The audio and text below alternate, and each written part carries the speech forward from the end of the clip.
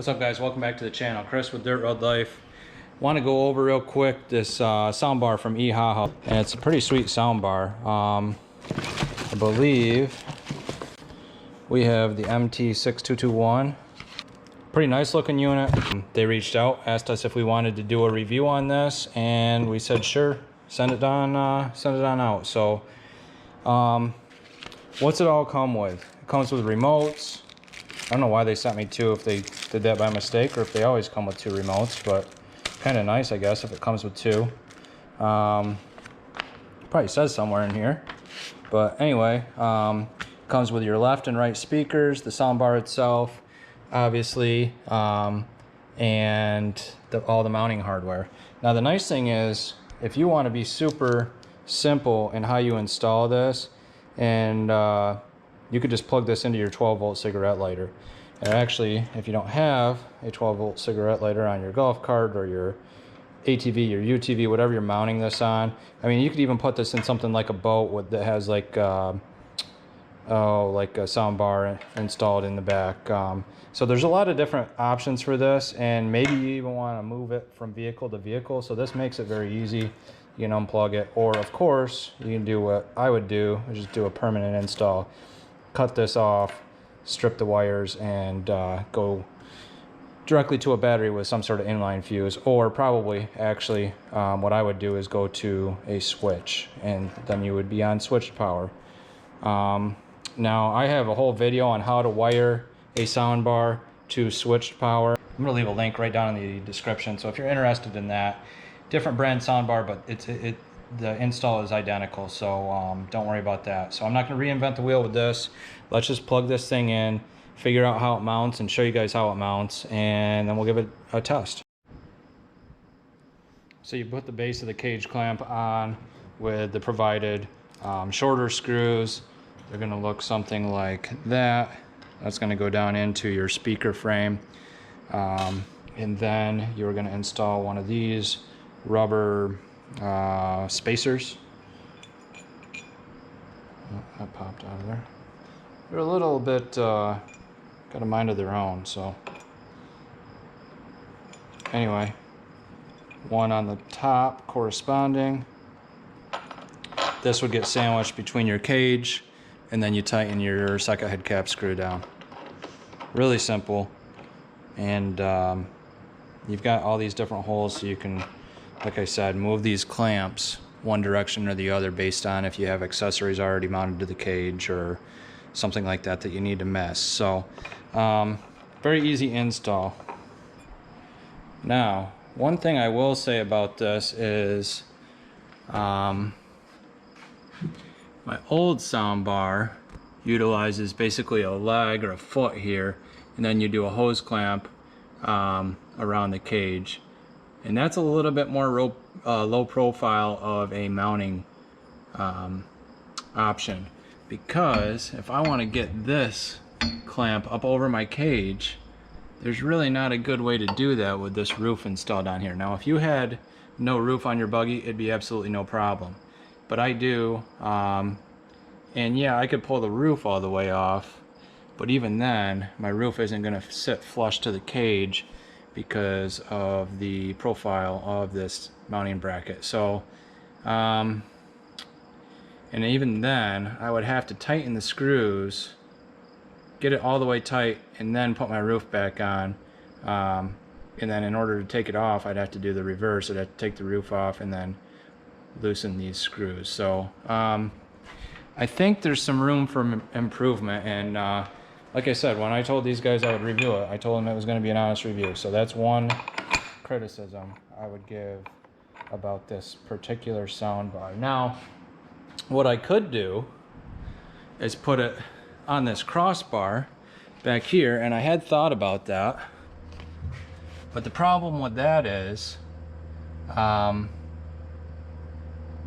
there's not enough room here. It's going to hit the back of my firewall behind the seats, so I'd have to put it up here, and then it's going to obscure my rear view, and it's going to necessarily be upside down, so that's not going to work either, because then the on-off buttons are going to be way over on the passenger side, and they're going to be upside down. You know, it's not a huge deal, but especially if you're using the remote, I guess, which I just thought of, you could use the remote and then you really don't need access by hand to the power buttons. So maybe I'll end up doing that, but I'm probably not going to do it for this video.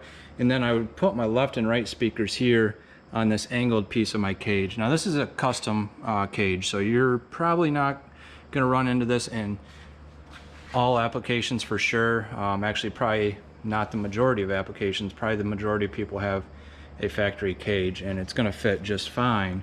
But just something to consider. So there's how the orientation they want it mounted, because that puts your power button, your skip button, your volume button, and play button right on your driver's side, essentially. Now, like I said, if I were to mount it like this, all of those buttons are way over here on the passenger side, and the wires are going to be visible. So I'm not crazy about that option. I don't know. We'll see.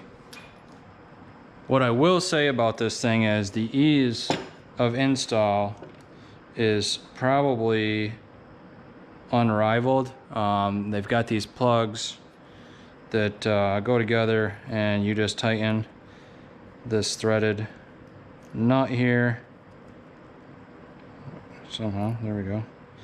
And there, your connection is made. So you do that on the left out, the right out, and you could even shorten these cables up, and that's probably what I would do for a more permanent install. Make them exactly how long I needed them. Cut the wires. There's probably should only be 2 wires, but I don't know. But anyway, they're probably colored, and you splice them back together and make these as long or as short as you need them.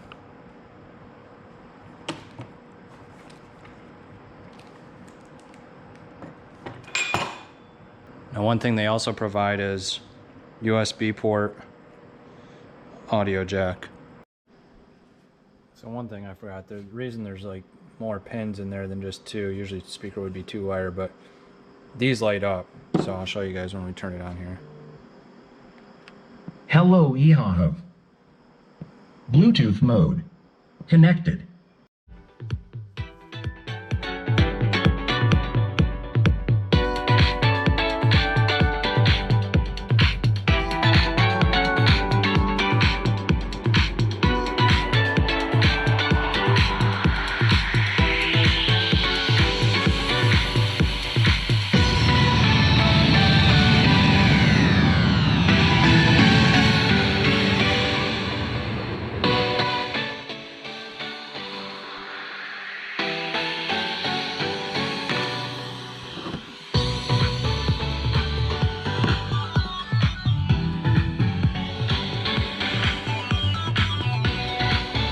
So we can change the colors, the brightness, the speed,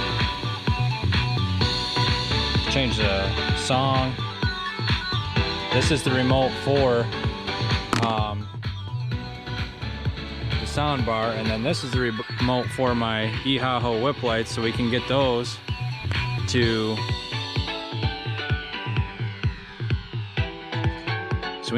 go to the beat too, which is pretty cool. I'm gonna put them on a solid color. Green looks pretty cool. So I think this whole system together, I think the whip lights are around 120 bucks, and this sound system is, I don't know. I'll put a link in the description. I don't want to get the price wrong, but it was really reasonable. And it's quite a bit louder than the one I've got installed already, which is nice.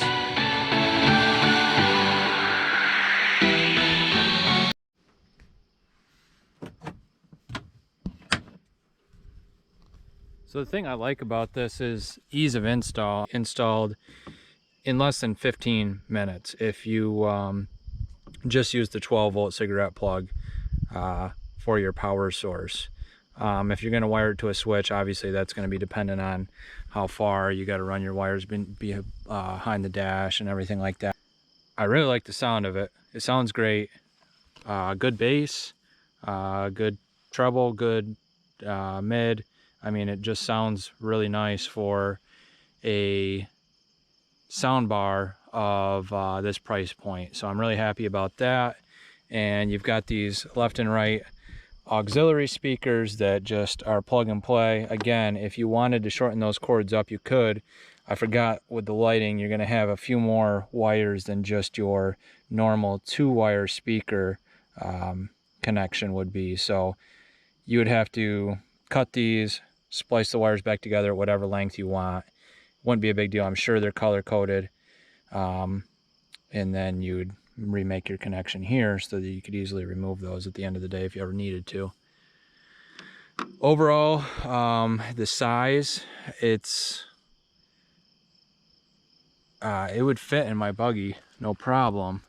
It's just that to hang upside down like it's designed to, with my harness bars here, and where my harnesses are mounted on the bars that I put in originally before I had the cage, it's not going to fit. It's too long for my buggy. So it's not an issue with the Ehaho speaker. It's more of an issue with my cage per se. Now I had even thought about putting welding a separate bar back here, which would be pretty easy. If you had a tubing notcher, you could weld something in here, drop it down just low enough so you would not need to mount that that bigger bracket right up against the roof. I don't know if I'll get to that. We'll see.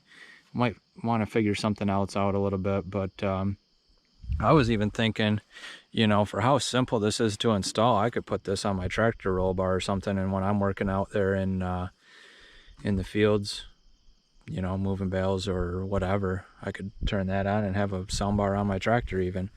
Be kind of cool. So I don't know. I haven't decided yet, but like I said, with the whip light combination and these lights and the sound and everything kind of working together, it's a pretty neat setup. So thanks to Ehaho for sending us this. They hooked us up again, and we appreciate it. Hope this review helps you guys out and helps make your decision a little bit easier. So we'll catch you guys on the next one. Happy riding.